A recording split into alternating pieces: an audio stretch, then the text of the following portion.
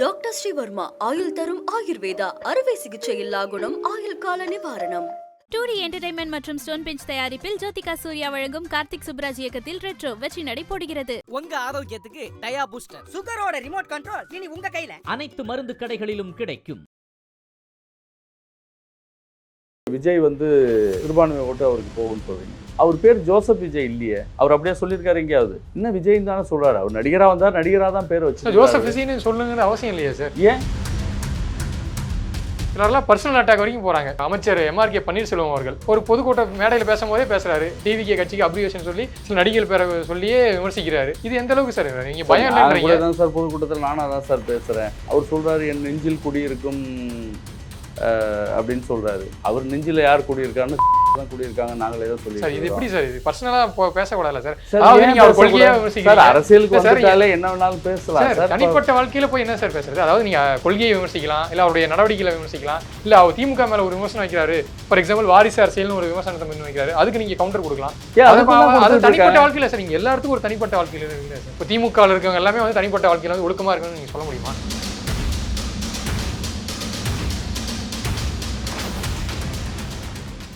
IBC Tamil நேயர்களுக்கு வணக்கம். இன்று நம்முடன் நேர்காணலில் ஜெயங்கொண்டம் சட்டமன்ற உறுப்பினர் கண்ணன் இணைந்திருக்கிறார். வணக்கம் சார். வணக்கம். திராவிட முன்னேற்ற கழகம் 4 ஆண்டுகளில் முடித்து 5வது ஆண்டில் அடி எடுத்து வைக்கிறீங்க. திமுக தொடர்ச்சியாக நீங்கள் செய்த சாதனைகள் ஒரு முறை பட்டினிட்டாலும் மறுபுறம் எதிர்க்கட்சிகள் தொடர்ச்சியாக சொல்கிறது சட்டம் ஒழுங்கு பிரச்சனை, கொலை நடக்குது, பெண்களுக்கு எதிரான வன்கொடுமைகள் நடந்துகிட்டு தான் இருக்குது. அது மட்டும் இல்லாமல் இன்னொரு புறம் போதைப்பொருள் புழக்கம் தமிழ்நாடு முழுக்க பரவி இருக்குன்னு சொல்லிட்டு ஒவ்வொரு முறையும் எதிர்க்கட்சிகளும் வலுவான குற்றச்சாட்டுகளை முன்னெடுத்து வைக்கிறாங்க. அதுக்கு தகுந்தபடி அப்பப்போ கிரைமும் நடந்துகிட்டே இருக்குது. சட்டம் ஒழுங்கு இங்கே கரெக்டாக தான் இருக்குன்னு சொன்னாலும் பிரச்சனைகள் அங்கங்கே தலை தூக்கி பார்க்குதுல சார். 2026 அதிமுக பாஜக கூட்டணி உருவாயிருக்கு. ஒரு புறம் இன்னொரு புறம் விஜய் வந்திருக்காரு. 2026 தேர்தல் திமுகவுக்கு கண்டிப்பாக ஒரு கடினமான தேர்தலாக இருக்குன்னு நிறைய பேர் பேசிக்கிறாங்க. உங்களுக்கு என்ன தோணுது சார்? சார் இப்போ 29ஆம் தேதி முதலமைச்சர் காவல் தீயணைப்புத்துறை மானிய கோரிக்கையில் அவருடைய பதிலுரை பேசினார் சட்டமன்ற கூட்டத்தொடரில். எல்லாரும் பார்த்துருப்பீங்க. தமிழ்நாடு அரசு, அவர் தலைமையிலான அந்த அரசு என்னெல்லாம் காவல்துறையில் நடவடிக்கை எடுத்திருக்காங்கிறத மிக தெளிவாக பட்டியலிட்டு சொல்லியிருக்கிறார். இந்த 4 ஆண்டுகளில் போதை ஒழிப்புக்கு எதிராக முதலமைச்சர் பல சிறப்பான முன்னெடுப்புகளை எடுத்து செய்து கொண்டிருக்கிறார்.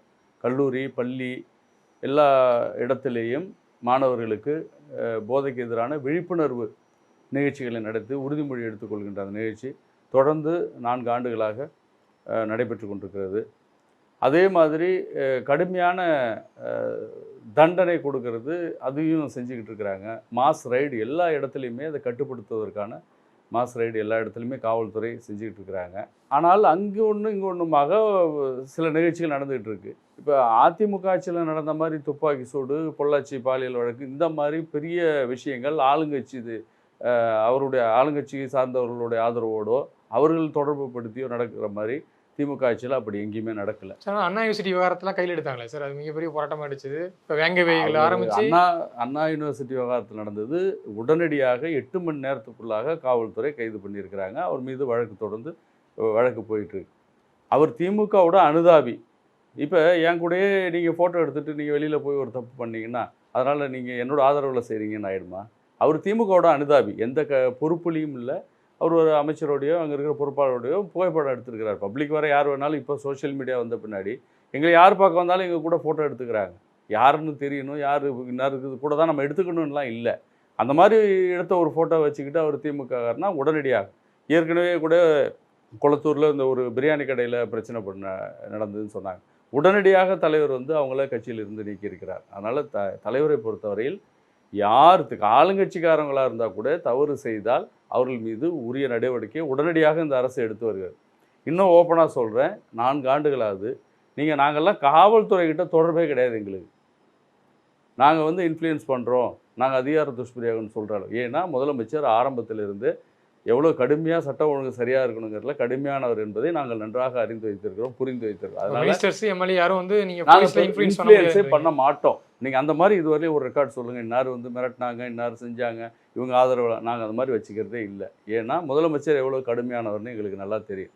அதனால் நாங்கள் அந்த அளவோட நியாயப்படி சட்டப்படி அப்படிதான் நாங்களும் நடந்துகிட்டு இருக்கிறோம். ஆனா இங்க இது சொல்றாங்களே சார், நீங்க பத்திரிகையாளர் வீட்டுல திமுக அரசு தொடர்ச்சியா விமர்சிச்சுட்டு இருக்காருன்ட்டு அவர் வீட்டுல போய் மலத்தை அள்ளி கொட்டிட்டு வராங்க, இதுக்கு பின்னாடி வந்து ஒரு அமைச்சர் இருக்காருன்னு சொல்லிட்டு தொடர்ச்சியா வந்து செய்திகள் வந்துட்டு தான் இருக்கு. ப்ரூஃப் ஆயிருக்குதா? இந்த நேரம் தான் செஞ்சாங்கன்னு ஆயிருக்குதா? எஃப்ஐஆர் போட்டிருக்கிறாங்களா? சொல்றாங்க. இப்போ எப்படின்னா, இப்போ இவங்க 2 கட்சி இப்போ சொன்னீங்க மிகப்பெரிய கூட்டணி அமைச்சிருக்கிறாங்கன்னு. இதே கூட்டணி தான் போன 2021 தேர்தலையும் இருந்தாங்க. இடையில் நாடாளுமன்ற தேர்தலில் தான் பிரிஞ்சாங்க. போன சட்டமன்ற தேர்தலில் இதே கூட்டணி இருந்தாங்க.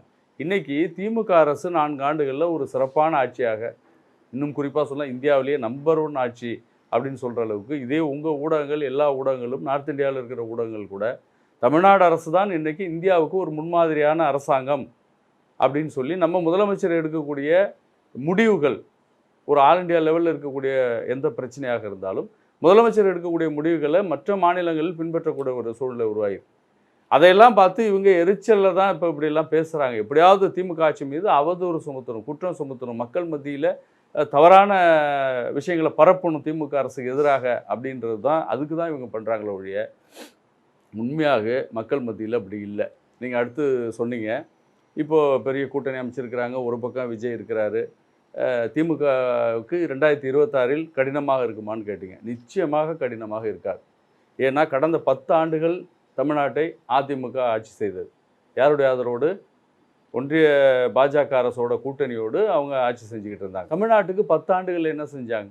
இப்போ நாங்கள் பெருமையாக சொல்கிறோம், கடந்த 10 ஆண்டுகளில் அதிமுக செய்ததை விட இன்னைக்கு திராவிட முன்னேற்ற கழக அரசு அதை காட்டிலும் பல மடங்கு இன்னைக்கு தமிழ்நாட்டுக்கு நிறைய திட்டங்களை கொண்டு வந்திருக்கு. இதில் ஒன்றிய அரசாங்கம் வந்து தமிழ்நாட்டுக்கு வழங்க வேண்டிய நிதிகளை வழங்கவில்லை. ஜிஎஸ்டி நிதி இல்லை. இதே இப்போ பார்த்தீங்க, கல்வி உதவித்தொகை 2000 கோடி இல்லை. தேசிய ஊரக வேலை வாய்ப்பு உறுதி திட்டம் 4,00,000 கோடி அது தமிழ்நாட்டு அரசுக்கு வழங்கலை. ஆனாலும் கூட நம்முடைய முதலமைச்சர் அவர்கள் அதை பற்றியெல்லாம் கவலைப்படாமல் தமிழ்நாட்டிலிருந்து வரக்கூடிய வருவாயை வைத்து நாம் என்ன செய்ய முடியுமோ அதை செய்வோம்னு சொல்லி தான் தொடர்ந்து பல சிறப்பான திட்டங்களை இன்றைக்கு செயல்படுத்தி சார். அதிமுக சைடு என்ன சொல்றாங்கன்னா, இப்போ நீட்ல வந்து 7.5% அரசு பள்ளி மாணவர்களுக்கு வந்து உள்ஒதுக்கீடு கொடுத்தது, அது எல்லாமே இப்போ மாவட்டத்துக்கு ஒரு மருத்துவக் கல்லூரி கொண்டு வந்திருக்காங்க. இது எல்லாமே வந்து அதிமுக ஆட்சி காலத்துல தான் முன்னெடுக்கப்பட்ட மாவட்டத்துக்கு ஒரு மருத்துவக் கல்லூரி, பொறியியல் கல்லூரி அவங்க மட்டும் கொண்டு வரல. இதுக்கு முன்னாடி முத்தமிழறிஞர் டாக்டர் கலைஞர் அவர்கள் கொண்டு வந்த திட்டம் தான் அது. ஆனா திமுக வந்து தொடர்ச்சியா வந்து நீட்டை ஒழிப்போம்னு சொல்றாங்க. ஆனா இது ஒரு தேர்தல் வாக்குறுதியா கொடுத்து அதை ஜெயிச்சும் வந்துட்டாங்க. ஆனா இப்ப என்ன சொல்றாங்கன்னா, மத்தியில காங்கிரஸ் ஆட்சி வரல, அதனால நாங்களால கொண்டு வர முடியல, வந்துருந்துச்சுன்னா நாங்க வந்து ஏற்கனவே இந்த நீட்டை கொண்டு வரும்போது இப்போ கூட சட்டமன்றத்தில் விவாதம் நடந்தது. நீட்டை கொண்டு வந்தது யாருன்னு. நீட்டை கொண்டு வந்தது யாரு? 2011 17 வரை முதலமைச்சராக இருந்தவர் அம்மையார் ஜெயலலிதா. அவங்க இருக்கும்போது நீட் வந்ததா? நீட்டை எப்போ செயல்படுத்த துவங்கினாங்க? இந்த கையெழுத்து போட்டது வந்து திமுக ஆட்சியில தான். திமுக காங்கிரஸ் ஆட்சியில் ஆதார் கார்டு கொண்டு செயல்படுத்துறதுக்கு தயார் பண்ணது காங்கிரஸ் ஆட்சியில். நீட்டுக்கு தயார்படுத்துனது காங்கிரஸ் ஆட்சியில். இந்த 100 நாள் வேலை திட்டத்தை கொண்டு வந்தது காங்கிரஸ் ஆட்சியில். நீங்கள் காங்கிரஸ் ஆட்சியில் கொண்டு வந்து ஃபெயிலியர்னு சொல்கிறதோ அல்லது மக்களுக்கு பாதிப்பு ஏற்படுத்துன்னு சொல்கிறதெல்லாம் காங்கிரஸ் திமுக ஆட்சியில் கொண்டு வந்துன்னு சொல்கிறாங்க. ஆனால் செயல்படுத்துறது ஏன் இவங்க செயல்படுத்துகிறாங்க? இவங்க ரத்து பண்ண வேண்டியது தானே. நீட்டை கொண்டு வரும்போது அன்னைக்கு இருந்த மன்மோகன் சிங் தலைமையிலான அரசு என்ன சொன்னாங்கன்னா, எந்தெந்த மாநிலங்கள் விரும்புகிறதோ அதற்கேற்ப அவருடைய விருப்பப்படி அதை செயல்படுத்திக்கலான்னு சொன்னாங்க. அந்த சரத்தை அதில் இல்லையே. இப்போ கட்டாயமாக செயல்படுத்துவோங்கிறது தானே இப்போ கொண்டு வந்திருக்கிறாங்க. அதில் விதிவிலக்கு தானே கேட்குறோம். ஏற்கனவே காங்கிரஸ் அரசில் சொன்ன அந்த விதிமுறைகளை தானே செயல்படுத்துங்கன்னு சொல்லி தானே நாங்கள் நீட்டில் விலக்கு கேட்குறோம். அதுக்கு அவங்க கொடுக்கலையே. அதுக்கு எப்படி காங்கிரஸோ திமுகவோ அதுக்கு காரணமாக முடியும்? சரி சார், நீங்கள் சொல்கிறபடி இந்த 4 ஆண்டுகள் வந்து திமுக அரசாங்கம் நல்லாட்சி தான் வழங்கியிருக்குன்னா, ஆமாம், சமீபத்தில் நடந்த அமைச்சரவை மாற்றம், இதை எதிர்க்கட்சிகள் என்ன சொல்கிறாங்கன்னா, அமைச்சரவை மாற்றம் வந்து பொதுவாக வந்து ஒரு அமைச்சருடைய செயல்பாடு சரியில்லை, இவங்க எடுக்கிற ஒரு முடிவாக இருக்கட்டும். ஆனால் இப்போ நடந்தக்கூடிய செந்தில் பாலாஜி ராஜினாமா பண்ணியிருக்காரு, அதே மாதிரி பொன்முடி அவர்கள் ராஜினாமா பண்ணியிருக்காரு. இது வந்து முதலமைச்சராக எடுத்தது கிடையாது. இது வந்து நீதிமன்றம் சொல்லி அறிவுறுத்தி இவங்க மேலே என்ன நடவடிக்கை எடுத்துங்கன்ற ஒரு கேள்வியை முன் வச்சு அதன் பின்னாடி தான் வந்து இந்த ராஜினாமா, இந்த அமைச்சரவை மாற்றம்லாம் நடந்திருக்கு. இப்போ இதுக்கு என்ன நீங்கள் பதில் சொல்றீங்கன்னு சொல்லி எதிர்கட்சிகள் கேட்குறாங்கல்ல சார். முதல்ல நீதிமன்றம் சொல்கிறதுக்கு முன்னாடி, ராஜினாமா பண்ணுறதுக்கு முன்னாடி அமைச்சர் பொன்முடி வந்து கட்சியிலிருந்து துணை பொதுச்செயலாளர் எடுத்தது யார்? முதல்ல திமுக தலைவர் எடுத்தார்ல முறையில். ஆமாம், தலைவர்ன்ற முறையில் இப்போ அவங்க எடுத்தாங்கல்ல. அதுக்கப்புறம் முதலமைச்சர் தான் முடிவு எடுத்தார். அதுக்கப்புறம் தான் அவர் ராஜினாமா செஞ்சார். அவராக முன் வந்தால் ராஜினாமா செஞ்சார். இது கட்சியுடைய நலனுக்கு. நாளைக்கு வந்து நீதிமன்றம் வந்து ஆட்சியை தவறாக சொல்லக்கூடாது அப்படிங்கிறதுக்கு தான் பண்ணியிருக்கிறாங்க. இப்போ இதே அமைச்சர் செந்தில் பாலாஜி கேஸ் சொல்கிறீங்க. அந்த கேஸ் வந்து எப்போ நடந்தது சொல்கிறாங்க? இப்போது திமுக ஆட்சிக்கு வந்த பிறகு அமலாக்கத்துறை ரைடு பண்ணதாக சொல்கிறாங்க. அதிமுக ஆட்சி காலத்துல அதிமுக ஆட்சி காலத்திலிருந்து நடந்த தவறுகளை எல்லாம் சார், அது வந்து போக்குவரத்து துறை அதுல வந்து வேலை வாங்கி தரதா சொல்லி அந்த மோசடியில அந்த வழக்கு சார். இப்போ இந்த டாஸ்மார்க்ன்ற ஐடி எடுத்துக்கிறது வந்து திமுக ஆட்சியில் இவர் எப்போ வந்து மதுவிலக்கு ஆயத்தீர்வுத்துறை அமைச்சராக பொறுப்பேற்றாரோ அப்போ இருந்து தான் இந்த ஸ்கேம் நடந்திருக்கு. 10 ரூபா பாட்டில் எக்ஸ்ட்ரா வாங்கினது. ஸோ அதனை தொடர்ந்து இந்த மாதிரி விஷயங்கள் நடந்திருக்கு. உள்ள பாட்டிலுக்கு 10 ரூபா வாங்குறது, பாட்டில் கொள்முதல் பண்ணவே ஈடி நிறைய வந்து பிரச்சனைகள் இன்னமும் இருக்குன்னு சார். சரி, ஈடி இதுவரையிலும் வந்து இந்த ஆண்டிலிருந்து இந்த ஆண்டு வரை அப்படின்னோ இல்லை இத்தனை ஆயிரம் கோடி அப்படின்னோ உறுதியாக இதுவரையிலும் வெளியிட்டு இருக்காங்களா, சொல்லியிருக்காங்களா? இதுவரையிலையும் எல்லாமே அண்ணாமலை சொன்னது தான். 1000 கோடி முறை 1000 கோடிங்கிறது யார் சொன்னா? முதல்ல அண்ணாமலை தான் சொன்னார் ஒழிய ஈடி சொல்லவே இல்லையே. இன்னைய வரலையும் ஈடி வந்து ப்ரூவ் பண்ணியிருக்காங்களா? எந்த ஆண்டிலிருந்து எந்த ஆண்டு வரை நடந்தது, எந்த தேதியிலிருந்து எந்த தேதி வரை நடந்தது, எத்தனை 1000 கோடி தவறு நடந்திருக்கு அப்படின்னு ஈடி இதுவரையிலும் ஓப்பன் ஸ்டேட்மெண்ட் கொடுத்துருக்காங்களா? இது எல்லாமே பிஜேபியோட அசைன்மெண்ட். ஒட்டுமொத்தமாக சொல்லணும்னா இன்னைக்கு திமுக அமைச்சர்கள் மீது களங்கம் சுமத்துறது திட்டமிட்ட பழிச்செயல் சார். நீதிமன்றமே வந்து கீழமை நீதிமன்றங்கள் வந்து சொத்து குவிப்பு வழக்குல இருந்து விடுவிச்சதை வந்து இப்போ உயர்நீதிமன்றம் சுமோட்டாவா முன்னாடி வந்து அதை ரத்து பண்ணியிருக்காங்க. இப்போ வந்து முன்னணி அமைச்சர் எல்லாமே சீனியர் மினிஸ்டர்ஸ். ஆமா, எல்லாம் சீனியர் மினிஸ்டர்ஸ். இறந்து போன ஐயா வீரபாண்டியார் அவர் மேல, அது மாதிரி நம்முடைய மக்கள் இது வேளாண் துறை அமைச்சர் அண்ணன் MRK பன்னீர்செல்வம், இப்படி தொடர்ந்து இவங்க மேலெல்லாம் ஏற்கனவே விசாரணை நடத்தி அந்த வழக்கு விடுவிக்கப்பட்ட வழக்குகள். அது வந்து டிஸ்ட்ரிக்ட் கோர்ட் வந்து ரத்து பண்ணிருக்காங்க. இப்போ வந்து ஹைகோர்ட் வந்து கொஸ்டின் பண்றாங்கல்ல, எந்த அடிப்படையில் ரத்து பண்ணீங்க மறுபடியும் இல்ல, அது வந்து நீதிமன்றம் தானே பதில் சொல்லணும். எந்த நீதிமன்றம் விடுவிச்சதோ அந்த நீதிமன்றம் தான் அதுக்கு பதில் சொல்லணும். நாங்க ஏற்கனவே விடுவிச்சிருக்கிறாங்க, கேஸ் நடத்தி தானே விடுவிச்சிருக்கிறாங்க. வேற ஒன்றும் வித்ட்ரா வாங்கலையே, யாரும் வழக்கை வித்ட்ரா வாங்கி க்ளோஸ் பண்ணல. அதனால அது சட்டப்படி நடவடிக்கை எடுக்கும். நாங்கள் சட்டப்படி சந்திக்கிறோம். இதெல்லாம் வந்து தேர்தல் சமயத்தில் 2026 சட்டமன்ற தேர்தல் நெருங்கி வர சமயத்தில் ஒரு புறம் வந்து மத்திய அரசு இடி, இன்னொரு புறம் வந்து நீதிமன்றமே வந்து சுமோட்டாவை வந்து வழக்க கையில் எடுக்கிறாங்க. இது வந்து திமுகவுக்கு ஒரு நெருக்கடியான தருணத்தை ஏற்படுத்துறாங்க. எங்களுக்கு மடியில் கணம் இல்லை, வழியில் பயம் இல்லை. நாங்கள் வழக்குகளை திமுக சந்திக்காத வழக்கு இல்லை. எமர்ஜென்சி, மிஸ்ஸா, எல்லா கேஸையும் பார்த்து எல்லா வழக்கையும் பார்த்து வளர்ந்த இயக்கம் தான் திராவிட முன்னேற்ற கழகம். இப்போ இன்றைக்கி வந்திருக்கிற அரசியல் கட்சிகள் மாதிரி ஏதோ வந்தோம் நேராக முதலமைச்சர் சீட்டை பிடிச்சோன்னு இல்லை. எங்கள் தலைவர் அவரும் எல்லா வழக்கும் பார்த்து மிஸ்ஸாவில் ஜெயிலுக்கு போய் எல்லா தண்டனையும் அனுபவிச்சு பார்த்த இயக்கம் தான் திமுக. சரி, இன்னொரு புறம் வந்து தமிழக வெற்றி கழகம் விஜய் அவர்கள் வந்து புதுசாக கட்சி தொடங்கிட்டு வந்திருக்காரு. இளைஞர்கள் வரவேற்பு பயங்கரமாக இருக்குது அவருக்கு. நீங்கள் கோயம்புத்தூர் போனார், அடுத்து தொடர்ந்து மதுரை போனார். 2 இடத்துலையும் வந்து வரவேற்பு பயங்கரமாக கொடுத்துருக்காங்க. இப்போ என்ன சொல்கிறாங்கன்னா, இப்போ அதிமுக பாஜக கூட்டணி உருவாச்சு. ஸோ சிறுபான்மையினர் ஓட்டை வந்து முழுக்க வந்து திமுக கிடைக்கணும்னுட்டு ஒரு கனவுல இருந்தாங்க. ஆனால் இப்போ விஜய் வந்திருக்கனால ஒரு ஆப்ஷனாக வந்து இப்போ விஜய் இருக்காரு. சிறுபான்மைக்கு ஆதரவா சிறுபான்மையினர் ஓட்டு வந்து ஆப்வியஸ்லி வந்து விஜய்க்கு வந்து இப்போ திமுக கிடைக்கிற ஓட்டு கண்டிப்பாக வந்து விஜய்க்கு ஸ்பிளிட் ஆகும். ஸோ இது வந்து நிறைய தொகுதிகளில் விஜய் ஜெயிக்கிறாரோ இல்லையோ, ஆனால் நிறைய தொகுதிகளில் திமுக தோல்விக்கு விஜய் காரணமாக இருப்பாருன்னு சொல்லி ஒரு அரசியல் விமர்சனம் சொல்கிறாங்க. நிச்சயமாக இருக்காது. ஏன்னா இந்தியாவிலேயே சமூக நீதி அரசாங்கம் திமுக அரசாங்கம். தலைவர் கலைஞர் காலத்திலும் சரி, இப்போது தளபதியார் காலத்திலும் சரி, சிறுபான்மை மக்களுக்கு தொடர்ந்து ஆதரவாக இருக்கக்கூடிய இயக்கம் திராவிட முன்னேற்ற கழகம். அது CAA சட்டமாக இருந்தாலும் அல்லது முத்தலாக் சட்டமாக இருந்தாலும் வகுப்பு திருத்த சட்டமாக இருந்தாலும் கடுமையாக எதிர்த்து அந்த வகுப்பு திருத்த சட்டத்தில் திமுகவுடைய நாடாளுமன்ற உறுப்பினர்கள் அண்ணன் ராசா அவர்களும், அதே போல் புதுக்கோட்டை அப்துல்லா அவர்களும் மிக கடுமையாக அந்த குழுவில் இருந்தவர்கள் கடுமையாக எதிர்த்து அந்த சட்டத்தை பேசினார்கள். நாடாளுமன்றத்தில் எதிர்த்து திராவிட முன்னேற்ற கழகம், இந்தியா கூட்டணி அனைத்து நாடாளுமன்றங்களும் கடுமையாக அந்த சட்டம் எப்படி பாஸ் ஆச்சுன்னு உங்களுக்கு தெரியும். நள்ளிரவில் பாஸ் பண்ணாங்க.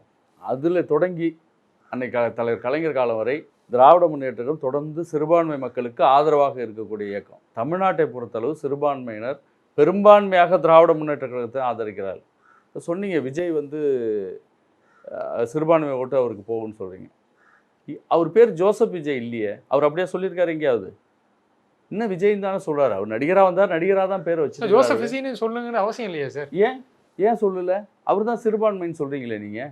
அவர் தன்னை வந்து ஜோசப் விஜய்னு லெட்டர் பேர்லையோ அவர் கட்சி பேர்லையோ இன்னைய வரலையும் அவர் ஜோசப் விஜய்னு தன்னை பிரகடனப்படுத்திக்கவே இல்லை. சினிமா பெயரை தான் அவர் பிரகடனப்படுத்திக்கிறார். மக்களுக்கு முதல்ல அவர் ஜோசப் விஜய்ங்கிறதே முழுசா தெரியுமான்னு தெரியல எங்களுக்கு. நாங்க தான் சொல்லிக்கிட்டு இருக்கோம்னு நினைக்கிறேன். அரசியல்வாதிகள் தான். நீங்களும் ஹச்ராஜா மாதிரி நாங்க அரசியல்வாதிகள் தான் அவரை ஜோசப் விஜய்னு சொல்லி நாங்க தான் தப்பு பண்றோம்னு நினைக்கிறேன். அதனால அவர் வந்து தன்னை அப்படி ஒன்றும் பிரகடனப்படுத்திக்கல. அடுத்து இன்னைக்கு விஜய் பக்கம் இருக்கக்கூடியவர்கள் அந்த இளைஞர்கள் சொல்றீங்க. அந்த இளைஞர்கள்லாம் யாருன்னு நீங்க பார்க்கணும். இளைஞர்கள்லாம் என்னென்னு தெரியாது, வாழ்க்கைன்னா என்ன, கஷ்டம்னா என்னன்னு தெரியாத இளைஞர்கள். நான் அந்த கூட்டத்தை நானும் பார்த்தேன். இப்போது பூத் கமிட்டி கூட்டம் நடத்துகிறாங்க, எல்லாத்தையும் பார்த்தேன். இந்த சினிமாவில் பார்க்குற மாதிரி தான் இருக்கக்கூடிய ஒரு ஷூட்டிங் மாதிரி தான் தோணுது எனக்கு. அது ஒரு அரசியல் கட்சியாக இல்லை. இப்போ நானும் இளைஞன் தான். நான் கிட்டத்தட்ட 25 வருஷமாக நானும் அரசியலில் இருக்கிறேன். நானும் சின்ன வயசுலேருந்து எல்லா பொறுப்புகளையும் பார்த்து தான் இன்றைக்கி சட்டமன்ற உறுப்பினராக இருக்கிறேன். ஒரு அரசியலில் எப்படி இருக்கணும், ஒரு அரசியல்வாதி எப்படி இருக்கணுங்கிற ஒரு கோடே அவர்கிட்ட இல்லை. ஒரு பக்குவப்பட்ட பேச்சே விஜய்கிட்ட இல்லை. 1 வருஷம் தான் சார் ஆயிருக்கு, 1 வருஷம் ஆயிருக்கு. அடுத்தடுத்து பேசணும்ல சார். 1 வருஷம் 1.5 வருஷம் தான் ஆயிருக்குறீங்க. அடுத்த வருஷம் முதலமைச்சர் ஆகணுங்கிறார் சார். அவர் அடுத்த வருஷம் முதலமைச்சர் ஆகணும்னு ஆசைப்படுறாரு. இல்லை சார், நீங்கள் சொல்கிறீங்க விஜயை பார்த்து எங்களுக்கு பயம் இல்லைன்னு சொல்கிறீங்க. ஆனால் சமூக வலைதளங்களில் இருக்கக்கூடிய திமுகவுக்கு ஆதரவாக பேசக்கூடியவர்கள், திமுகவுடைய சில செய்தி தொடர்பாளர்களே வந்து விஜயை கடுமையாக தாக்குறாங்களே. விவாதங்களில் டிபேட்டில் இருந்து ஏன் ஒருத்தர் வந்து சரி உங்களுக்கு ஈக்குவலாக இல்லை ஒரு ஆள், ஆனால் வந்து விஜயை குறி வச்சு சிலர்லாம் பர்சனல் அட்டாக் வரைக்கும் போகிறாங்க. அமைச்சர் MRK பன்னீர்செல்வம் அவர்கள் ஒரு பொதுக்கூட்ட மேடையில் பேசும்போதே பேசுகிறாரு, டிவிகே கட்சிக்கு அப்ரிவேஷன் சொல்லி சில நடிகர்கள் பேரை சொல்லியே விமர்சிக்கிறாரு. இது எந்த அளவுக்கு சார் நீங்கள் பயம் இல்லைன்றீங்க? தான் சார் பொதுக்கூட்டத்தில் நானும் அதான் சார் பேசுகிறேன். அவர் சொல்கிறாரு என் நெஞ்சில் குடியிருக்கும் அப்படின்னு சொல்கிறாரு. அவர் நெஞ்சில் யார் குடியிருக்காருன்னு தான் குடியிருக்காங்க, நாங்களே தான் சொல்லி. சார் இது எப்படி சார், இது பர்சனலாக பேசக்கூடாதுல சார். அதாவது நீங்கள் அவர் கொள்கையாக விமர்சிக்கிறீங்க. அரசியலுக்கு வந்துட்டாலே என்ன வேணாலும் பேசலாம் சார். தனிப்பட்ட வாழ்க்கையில் போய் என்ன சார் பேசுறது? அதாவது நீங்கள் கொள்கையை விமர்சிக்கலாம், இல்லை அவருடைய நடவடிக்கைகளை விமர்சிக்கலாம், இல்லை அவர் திமுக மேலே ஒரு விமர்சனம் வைக்கிறாரு, ஃபார் எக்ஸாம்பிள் வாரிசு அரசியல்னு ஒரு விமர்சனத்தை முன் வைக்கிறாரு, அதுக்கு நீங்கள் கவுண்டர் கொடுக்கலாம். அது தனிப்பட்ட வாழ்க்கையில் சார். நீங்கள் எல்லா இடத்துக்கும் ஒரு தனிப்பட்ட வாழ்க்கையில் இருக்குல்ல சார். இப்போ திமுகவில் இருக்கவங்க எல்லாமே வந்து தனிப்பட்ட வாழ்க்கையில் வந்து ஒழுக்கமாக இருக்குன்னு நீங்கள் சொல்ல முடியுமா? எல்லாருக்கும் ஒரு பர்சனல் லைஃப் இருக்கும்போது ஒரு அமைச்சர், ஒரு சிட்டிங் அமைச்சராக இருக்காரு, அவருக்குன்னு ஒரு என்ன சொல்றது அந்தஸ்து இருக்குது, டிசிக்னேஷன் இருக்குது, ஒரு ப்ரோட்டோகால் இருக்குது. அதை மீறி வந்து விஜய் அந்த மாதிரி பர்சனல் அட்டாக் பண்ணுறது. அவர் வாரிசு அரசியல் அவர் எப்படி சார் வாரிசு அரசியல் பேச அவருக்கு என்ன சார் தகுதி இருக்குது? அவர் யார்? அவர் எப்படி நடிகரானார்? S.A. சந்திரசேகர்னு ஒரு டைரக்டர் இல்லைன்னா இன்னைக்கு அவர் நடிகரா? அவங்க அப்பா டைரக்டர் இல்லைன்னா நடிகரா? நீ அஜித் சொல்லிட்டேன் சார். சினிமாவும் அரசியலும் ஒன்று கிட்டத்தட்ட ஒன்றா வச்சு பார்க்குறீங்க. ஆமாம், அவர் அரசியல் அப்படி தானே பார்க்குறாரு. இப்போ அவர் அரசியலாகவே வந்து இங்கே வந்துருக்கட்டுமே, வாரிசு அடிப்படையிலேயே வந்துருக்கணுமே.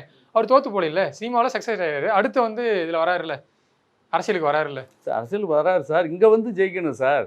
சார் எல்லாரும் எம்ஜிஆர் ஆகிட முடியாது தமிழ்நாட்டில். எல்லாமே அந்த கொஞ்ச நாள், அதே மாதிரி தான் இவரும் கொஞ்ச நாள் வருவார், இந்த தேர்தல் சந்திப்பார் சார். அவர் திமுகவுக்கு தான் எனக்கு எதிரின்னு சொல்கிறாரு. அதுதான் சார் எங்களால் ஜீரணிக்க முடியல. என்னென்னா எங்களுக்கு எதிர்க்கட்சியாக இருக்கிற அதிமுகவை அவங்களுக்கு நாங்கள் போட்டின்னு சொன்னாலும் பரவாயில்ல. இது 75 ஆண்டு ஆச்சு இந்த கட்சி ஆரம்பித்து. 6 முறை முதலமைச்சர் தலைவர் கலைஞர், இப்போ திமுக ஆட்சி தொடர்ந்து இருந்துக்கிட்டு இருக்கிறோம். இப்பேற்பட்ட ஒரு கட்சி இத்தனை ஆண்டு காலம் பல போராட்டங்கள், பல சிறைகள்லாம் பார்த்து அப்படி வளர்ந்த இயக்கம் அந்த கட்சி. உடனே கட்சி ஆரம்பித்து மறுநாளே ஆட்சியை பிடிச்சிடல. பாருங்க, அண்ணா வந்து உடனே மறுநாள் ஆட்சியை பிடிச்சிடல. நான் முதலமைச்சராகவேன்னு அவர் கட்சி ஆரம்பிக்கலை, ஆட்சிக்கு வருவோன்னு கட்சி ஆரம்பிக்கலை. நம்ம அரசியலில் பங்கெடுத்தால் தான் மக்களுக்கான உரிமையை கேட்டு பெற முடியும்னு ஆரம்பிக்கப்பட்ட இயக்கம் திமுக. ஆனால் இன்னைக்கு கட்சி ஆரம்பிக்கிற விஜய் வந்து நாளைக்கு நான் முதலமைச்சருங்கிறாரு சார். அதற்காக தனிப்பட்ட தாக்குதல் எப்படி சார் வந்து அதை நியாயப்படுத்த முடியும் சார்? அரசியல் வந்துட்டா இப்போ அவர் பேசுகிற மாதிரி தான் சார் இங்கேயும். தனிப்பட்ட முறையில் அவங்க கட்சியிலேருந்து யாரையும் பேசலையா சார்? யாரை பேசலங்கிறீங்க? தனிப்பட்ட முறையில் திமுக நிர்வாகிகளை தான் அவர் தனிப்பட்ட முறையில் விமர்சிக்கிறாங்க. பேசுவார், இனிமேல் தான் பேசுவார். அப்புறம் ஸ்கிரிப்ட் இப்போ வரையும் ஸ்கிரிப்டில் தான் சார் போயிட்டு இருக்காரு அவரு. இன்னும் அவர் அரசியலுக்கே வரலையே சார். பரந்தூர் நீங்க அவர் முதல்ல சார் களத்துக்கே வரல, நீங்க பரந்தூர் போயிட்டாரு. ஆமா, பரந்தூர் போய் அந்த மண்ணை தொட்டு கும்பிட்டா இருப்பாருங்க சார். பரந்தூர்ல போய் ரசிகன்ட்ட தான் சார் பேசுறாரு. அதுக்கும் காவல்துறை கட்டுப்பாடு, பரந்தூர்ல அதுக்கும் காவல்துறை கட்டுப்பாடுகள் ஊருக்குள்ளேயே போகலையே. நீங்க வந்து ஒரு க்ளோஸ் பிளேஸ் இருக்கும் கட்டுப்பாடுகள் விதிக்கிறீங்க. இங்க ரோட் ஷோ பண்ணா வந்து 5 கிலோமீட்டர் அதிகம் பண்ணினா வழக்கு போடும் அப்படின்னு சொல்லி போலீஸ் கமிஷனர் சொல்றாரு. அதே மாதிரி டெப்டி சீஃப் மினிஸ்டர் கோயம்புத்தூர் போறாரு, அவரு அங்க ஒரு ரோட் ஷோ பண்றாரு. ஆனா அவர் மேல எந்த வழக்கும் இல்லையா இங்க? இல்லை, எனக்கு அது தெரியாது. அவர் ரோட் ஷோ பண்ணார், பார்த்தேன், வாகனத்தெல்லாம் பார்த்தேன், எல்லாம் உடச்சி பேத்து அந்த தம்பி மகர்கள்லாம் அந்த வண்டியை கூட விட்டு வைக்கலையே. இன்னும் என்ன சொல்கிறாங்கன்னா சார், இன்னும் டெப்த்தாக போய் டெபுட்டி சீஃப் மினிஸ்டருக்கு கூட்டத்தோட எங்களுக்கு தான் கூட்டம் அதிகம் ரோட் ஷோவில் அப்படின்றாங்க சார். அது அவங்க கூட்டின கூட்டம் சார், அது கூட்டம். நாங்கள் கூட்டம் கூட்டுறது இல்லையே. எங்கள் கூட்டத்துக்கு வர கூட்டம்லாம் வந்து காசு வாங்காமல் வர கூட்டம். மற்ற கட்சியில் திமுக அதிமுகலாம் வந்து அவங்களுக்கு சாப்பாடு கொடுத்து ஒரு தொகை கொடுத்து தான் கூப்பிட்டு வராங்க. எங்களுக்கு வந்து தன்னெழுச்சியாக வராங்க. அப்படிலாம் இல்லை, எல்லா இப்போ நீங்கள் சொல்கிறீங்க, நாங்கள் போனது அரசு விழாவுக்காக டெப்டி சிஎம் போனார், அடிக்கல் நாட்டத்துக்கு போனார்.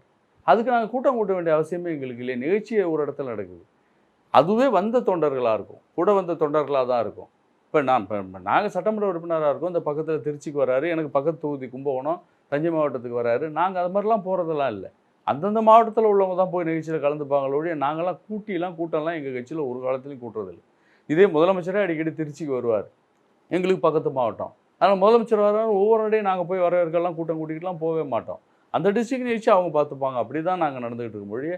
இது கூட்டம்லாம் எங்கள்கிட்ட ஒரு காலத்துலையும் கிடையாது. கண்டிப்பாக 2026 நீங்கள் தனி சோலோவாக வின் பண்ணுவீங்கன்னு சொல்கிறீங்க சார். கண்டிப்பாங்க சார். இந்த 4 ஆண்டுகளில் அவ்வளோ சாதனை செஞ்சுருக்கிறோம்ல மக்களுக்கு. சொன்ன தேர்தல் வாக்குறுதியில் சொன்னதெல்லாம் இன்றைக்கி நிறைவேற்றிருக்கோம்ல.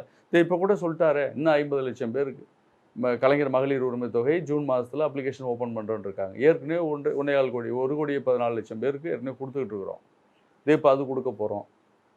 இப்போ பாருங்கள், இந்த ஆண்டு நிறைய மகளிர் சுய உதவிக்குழுக்களுக்கு நிறைய கடன் உதவி கொடுக்குறோம். விவசாயிகளுக்கு நிறைய திட்டங்கள் அறிவிச்சிருக்கிறாங்க. தொடர்ந்து 4 ஆண்டாக விவசாயிகளுக்கு நிறைய சலுகைகள் வழங்கிட்டு இருக்கோம். இப்படி தொடர்ந்து இந்த அரசு மக்களுக்கான அரசாக தானே இருக்குது. சரி, இவ்வளோ சாதனைகள் நீங்கள் எடுத்து சொன்னாலும் மறுபுறம் நீங்கள் வந்து அதிமுகவோ நீங்கள் சொன்னீங்க அசைன்மெண்ட் அவங்களுக்குன்ட்டு இன்னும் டாஸ்மார்க்கில் 10 ரூபா எக்ஸ்ட்ரா வாங்குறாங்க. அமைச்சரும் போர்ட்ஃபோலியோவும் வேற ஒரு அமைச்சர் வாங்கிட்டாரு. ஆனால் இன்னும் அது வந்து தொடர்ச்சியாக நடந்துகிட்டு தான் இருக்குது சார். அதெல்லாம் இப்போ கஞ்சாவோட சர்க்குலேஷன் வந்து சிட்டிக்குள்ளே காவல்துறை என்னதான் ஒடுக்கினாலும் இன்னைக்கு கல்லூரி இளைஞர்கள் பொது வழியில் நடந்துக்கிற விஷயமாகட்டும், இதெல்லாம் வந்து தொடர்ச்சியாக வந்து நடந்துகிட்டு தான் இருக்குது அப்படின்னு ஒரு குற்றச்சாட்டு பண்ணிக்கிறாங்களே. அதாவது இப்போ தேர்தல் பிரச்சாரத்துக்கு போயிட்டு நீங்கள் சாதனைகள் எடுத்து சொல்லும் போது எதிர்கட்சிகள் இந்த பிரச்சனைகள் எடுத்து சொன்னாங்கன்னா எது சார் மக்கள்கிட்ட வந்து எது ஈஸியாக ரீச் ஆகும்? நீங்கள் சாதனைகள் எந்த அளவுக்கு ரீச் ஆகுதோ அதே அளவுக்கு உங்களுடைய டிராபேக்ஸ், நீங்கள் உங்களோட டிராபேக்ஸை சொல்கிற விஷயங்களும் ரீச் ஆகலாம் சார். அது இம்பாக்டே தானே இருக்கும். அரசாங்கம் கடுமையான, அதாவது கஞ்சாவுக்கு எதிராகவோ அல்லது போதைப் பொருட்களுக்கு எதிராகவோ அரசாங்கம் கடுமையான நடவடிக்கை எடுத்துக்கிட்டு இருக்கு. இது அங்கே ஒன்று இங்கே ஒன்றுமா தவறு நடக்கலாம், இருக்கலாம். ஆனால் கடுமையான நடவடிக்கை எடுத்துக்கிட்டு இருக்கிறாங்க. இன்னும் கட்டுக்கடங்காமல் நீங்கள் எதனாலும் செய்யுங்கன்னு காவல்துறையோ அரசாங்கமோ கைவிரிச்சு விடலையே.